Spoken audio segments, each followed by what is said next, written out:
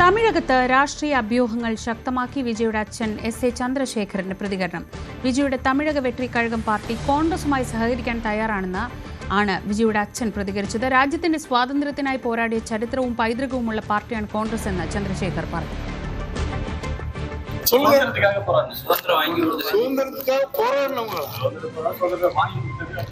அப்படியாப்பட்ட ஒரு வரலாறு இருக்கிற கட்சி இன்னைக்கு தேஞ்சு போச்சு. பவர் இல்ல. ஏதோ ஒரு கட்சிக்கு ஆதரவு கொடுத்து இவங்க தேஞ்சு போய்கிட்டே இருக்கிறாங்க. அந்த ஒரு பவரை நாங்க கொடுக்கிறோம்.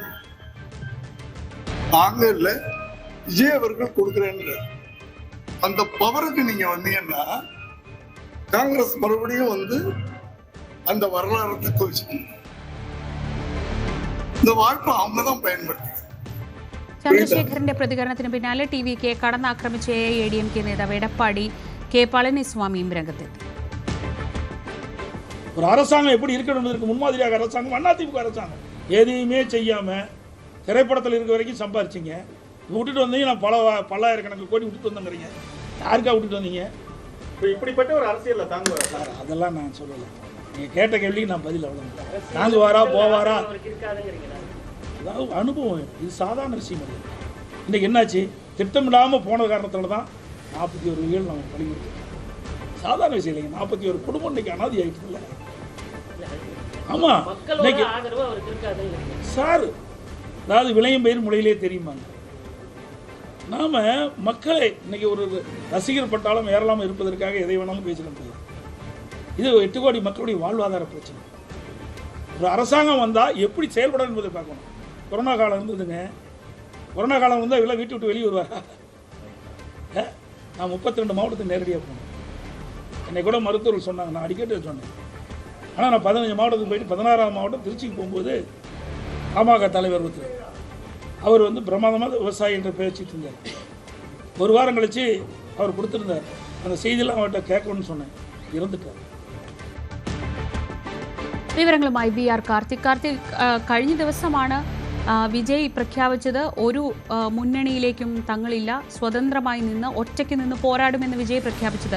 നമുക്കറിയാം, മുൻപ് എസ് എ ചന്ദ്രശേഖർ വിജയെക്കുറിച്ച് നടത്തിയ ചില പ്രഖ്യാപനങ്ങളിൽ പലപ്പോഴും വിജയുടെ അറിവോ സമ്മതമോ ഇല്ലാതെയാണെന്ന തരത്തിലൊക്കെ മുൻപ് വാർത്തകൾ വന്നിട്ടുണ്ട്. പക്ഷേ ഇപ്പോൾ തൊട്ടു പിന്നാലെ എടപ്പാടി പളനിസ്വാമിയുടെ പ്രതികരണം വരുന്നു. അങ്ങനെയെങ്കിൽ എന്താണ് ചർച്ചകൾ, എങ്ങനെയൊക്കെയാണ് ചർച്ചകൾ? ശ്രീജ, ഒരു വിവാഹ ചടങ്ങിൽ പങ്കെടുത്ത ശേഷം പുറത്തേക്ക് വന്ന വിജയുടെ അച്ഛൻ എസ് എ ചന്ദ്രശേഖരോട് രാഷ്ട്രീയവുമായി ബന്ധപ്പെട്ട ചോദ്യങ്ങളാണ് മാധ്യമപ്രവർത്തകർ ചോദിച്ചത്. ആ ചോദ്യങ്ങൾക്ക് അദ്ദേഹം നൽകിയ മറുപടിയാണ് ഇപ്പോൾ തമിഴകത്ത് സജീവമായ ചർച്ചയാകുന്നത് എന്നതാണ് ഏറ്റവും ശ്രദ്ധേയം. കോൺഗ്രസുമായി സഹകരിക്കുന്ന കാര്യങ്ങൾ സംബന്ധിച്ചായിരുന്നു വിജയുടെ അച്ഛനോട് മാധ്യമപ്രവർത്തകർ ചോദിച്ചത്. അപ്പോൾ കോൺഗ്രസിനെ പുകഴ്ത്തിയും കോൺഗ്രസുമായുള്ള സഹകരണത്തിനുള്ള സാധ്യതകൾ ഉണ്ട് എന്ന സൂചനകൾ നൽകുന്നതുമായിരുന്നു ചന്ദ്രശേഖരൻ്റെ പ്രതികരണം എന്നതാണ് ഏറ്റവും ശ്രദ്ധേയം. കോൺഗ്രസ് രാജ്യത്തിൻ്റെ സ്വാതന്ത്ര്യത്തിനായി പോരാടിയ പ്രസ്ഥാനമാണ്, സ്വാതന്ത്ര്യം നേടിത്തന്ന പ്രസ്ഥാനമാണ്. സ്വാഭാവികമായും ഈ കാലയളവിൽ അവർക്ക് അധികാരം നഷ്ടപ്പെടുന്നു. കാരണം മറ്റു പ്രാദേശിക പാർട്ടികൾക്ക് അമിതമായ പരിഗണനകൾ നൽകിയതുകൊണ്ടാണ് ഇത്തരത്തിൽ കോൺഗ്രസിൻ്റെ പ്രസക്തി നഷ്ടപ്പെടുന്നത് എന്ന ഒരു സൂചന കൂടി അദ്ദേഹത്തിൻ്റെ പ്രതികരണത്തിൽ നിന്ന് വന്നിരിക്കുന്നു. അതും സമകാലിക തമിഴക രാഷ്ട്രീയവുമായി കൂട്ടി വായിക്കുമ്പോഴാണ് ഇപ്പോൾ ഇത് സജീവ ചർച്ചയാകുന്നത് എന്നതാണ് ഏറ്റവും ശ്രദ്ധേയം. മറ്റൊന്ന്, ഇതിന് പിന്നാലെ, അതായത് വിജയുടെ അച്ഛൻ്റെ പ്രതികരണത്തിന് പിന്നാലെ AIADMKയും പതിവ് തെറ്റിച്ചുകൊണ്ട് TVK കടന്നാക്രമിച്ച് രംഗത്ത് വരുന്നു എന്നതാണ് ഏറ്റവും ശ്രദ്ധേയം. സിനിമയിൽ അഭിനയിച്ച് കോടികൾ സമ്പാദിച്ച വിജയ്ക്ക് തമിഴക രാഷ്ട്രീയത്തിൽ എത്രത്തോളം നേട്ടമുണ്ടാക്കാൻ കഴിയും എന്നതിൽ സംശയമുണ്ട് എന്ന് നേരിട്ട് തന്നെ എടപ്പാടി പളനിസ്വാമി വിജയെ വിമർശിക്കുന്ന സാഹചര്യങ്ങളിലേക്ക് കാര്യങ്ങൾ എത്തുന്നു. നമുക്കറിയാം, ആദ്യഘട്ടം മുതൽ കോൺഗ്രസിന് TVKയോടും TVKയ്ക്ക് കോൺഗ്രസിനോടും ഒരു മൃദു സമീപനം ഉണ്ട് എന്ന തരത്തിൽ വാർത്തകൾ സജീവമായിരുന്നു. ആ ചർച്ച വലിയ തോതിൽ അതൊരു രാഷ്ട്രീയ ചർച്ചകൾക്ക് വഴിവെക്കുകയും ചെയ്തിരുന്നു. അതിന് പിന്നാലെയാണ് ഇത്തരത്തിലുള്ള പ്രതികരണം എന്നത് ശ്രദ്ധേയമാണ്. നേരത്തെ തന്നെ അത്തരത്തിലുള്ള അഭ്യൂഹങ്ങൾ പല കോണുകളിൽ നിന്നും തള്ളിയിട്ടുണ്ട്. പക്ഷേ ഇപ്പോൾ പുതിയ സാധ്യതകൾ, അതായത് ഇപ്പോൾ ജനനായകൻ്റെ റിലീസുമായി ബന്ധപ്പെട്ട വിവാദങ്ങൾ, അതോടൊപ്പം തന്നെ നേരത്തെ കരൂർ ദുരന്തവുമായി ബന്ധപ്പെട്ട് CBI 2 തവണ അദ്ദേഹത്തെ ചോദ്യം ചെയ്യാൻ വിളിപ്പിച്ചിരുന്നു. അതിനുശേഷം പുതിയൊരു രാഷ്ട്രീയ പശ്ചാത്തലത്തിൽ ഇത്തരത്തിലൊരു പ്രതികരണം വരുമ്പോൾ അതുമായി കൂട്ടിവായിക്കുകയാണ്. എന്തായാലും വിജയുടെ അച്ഛൻ്റെ പ്രതികരണം തമിഴക രാഷ്ട്രീയത്തിൽ വീണ്ടും സജീവ ചർച്ചയാകുന്നു.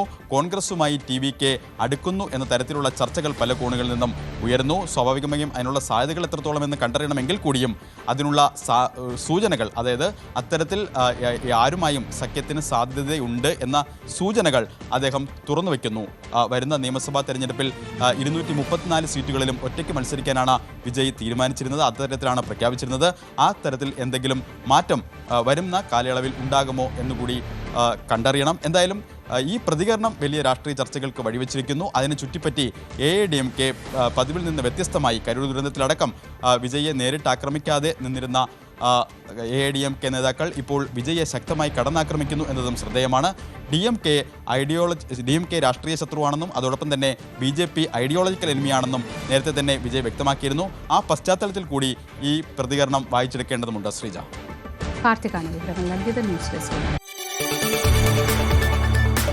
കൂടുതൽ വാർത്തകൾക്ക് News 18 Keralam YouTube channel subscribe ചെയ്യുക.